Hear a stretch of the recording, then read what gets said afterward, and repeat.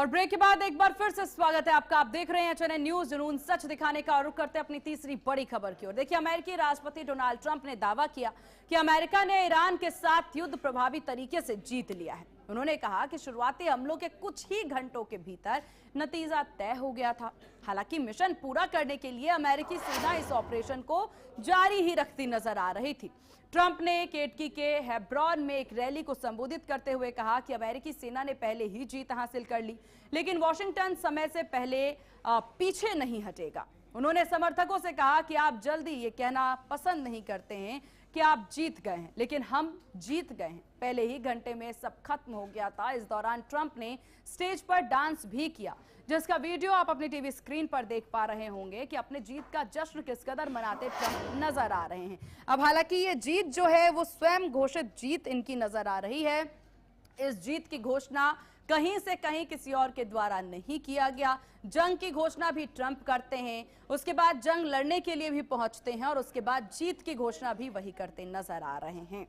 हमारे साथ ब्रह्मदीप अलूने जी विदेश मामलों के जानकार बने हुए हैं। ब्रह्मदीप जी, यहाँ पर डोनाल्ड ट्रंप ने जीत घोषित कर दी, अमेरिका जीत गया। देखिए, बहुत दिलचस्प है कि ट्रंप अपनी जीत घोषित कर रहे हैं, जबकि हकीकत में उनके जो लोग हैं वो मारे जा रहे हैं। ईरान जो है वो लंबी दूरी की मिसाइलों का उपयोग कर रहा है। इसराइल में घुसकर जो है वो बहुत ज्यादा नुकसान पहुंचा रहा है। सबसे बड़ी बात है कि बहरीन, अमन, जो सऊदी अरब, संयुक्त अरब अमीरात, तो जो एलाइज हैं उन एलाइज के ठिकानों पर हमले किए हैं और लोग वहां से भाग रहे हैं। तो ट्रंप बहुत ही अविश्वसनीय कदम उठाते, ठीक वैसे ही जैसे वो अपने कार्यकाल में उठा पा रहे हैं, और उसके बाद वो डांस करके ये बता रहे हैं, जबकि हकीकत में अमेरिका को बहुत ज्यादा नुकसान हो रहा है। ईरान की रिजिम चेंज हो गई है, उसके बावजूद एक बार फिर नए कमांडर बना दिए गए ईरान के, और अमेरिका के जो उद्देश्य था उसमें वो पूरी तरीके से नाकाम हो गया है।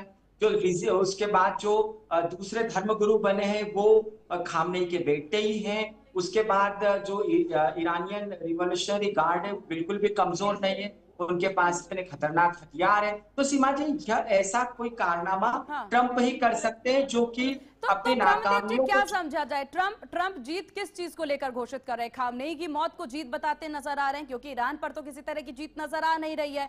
नया इनका सुप्रीम लीडर चुन लिया गया है, स्थितियां वैसी ही हैं, ईरान के द्वारा हमले अपने पड़ोसी देशों पर किए ही जा रहे हैं। तो कौन सी जीत? क्या खामनेई को मारना ही एकमात्र मकसद था ट्रंप का? सीमा जी, देखिए, दरअसल बात यह है कि अमेरिका अब नाकाम हो गया है। अमेरिकन हमला था या जो इसराइल का हमला था, ऐसा लगता था कि वे खामनेई को मारकर पूरी जीत हासिल कर लेंगे, लेकिन ऐसा हो नहीं पाया। अब जो हार्मुज जलदम्बू मध्य है, वहां पर 16 जहाजों को ईरान के निशाना बनाया, उनको डुबा दिया गया है, जिन पर यह शक था कि वो जो है वो लड़ाकू थे और वो दूसरे जो जहाज है उनको निशाना बना सकते थे।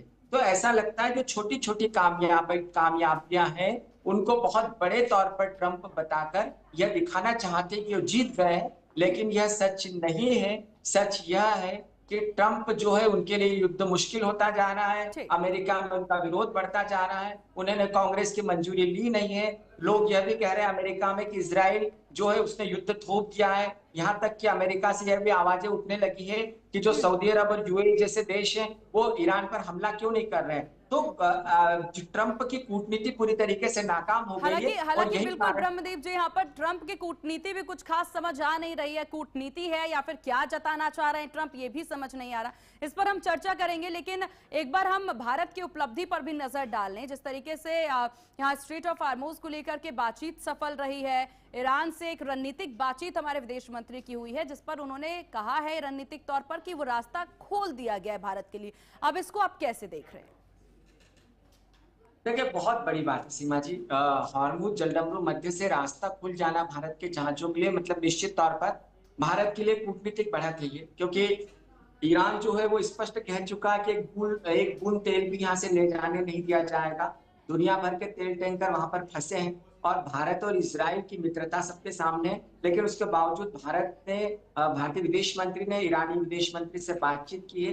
न केवल अपने लोगों को निकालने में कामयाबी हासिल की है, लेकिन भारत का टैंकर भी अब जो है वो हार्मुज से निकलकर भारत के बंदरगाह तक पहुंच गया है। तो इससे पता चलता है कि आने वाले समय में जो भारत के टैंकर है, जो गैस और तेल की आवाजाही नहीं हो पा रही है, उसका मार्ग भी खुल सकता है। और यदि ऐसा होता है तो फिर युद्ध कितना ज्यादा चले, भारत पर उसका फर्क नहीं पड़ेगा और हमारी अर्थव्यवस्था के लिए, लोगों के लिए यह बहुत बड़ी घटना है। निश्चित तौर पर हमारी बिल्कुल। और कूटनीति और पीछे इसे इस प्रकार से भी समझना होगा क्योंकि काफी लंबे वक्त से जब से ये महायुद्ध की तस्वीरें नजर आ रही है, हर कोई यही सवाल पूछता है कि भारत की भूमिका क्या, भारतीय सरकार जो है वो कुछ कह क्यों नहीं रही, प्रधानमंत्री कुछ कह क्यों नहीं रहे, विदेश मंत्री चुप क्यों हैं। अपने देश में भी ऐसी आवाजें हम उठते देखते नजर आए हैं। लेकिन इस सब के बाद जब ये की रणनीतिक बढ़त देखने को मिल रही है, और जैसा कि आपने कहा वो भी ऐसे समय पर जब भारत और इजरायल की दोस्ती जो है चरम पर है। हमने देखा महायुद्ध से पहले प्रधानमंत्री की मौजूदगी वहां पर थी, उस सब के बाद भी, और उसके बाद जो स्थितियां देखने को मिली ईरान को लेकर के, खामनेई को लेकर के, उसके बाद अगर यहां पर एक रणनीतिक तौर पर यह बड़ी उपलब्धि मानी जा सकती है भारत की।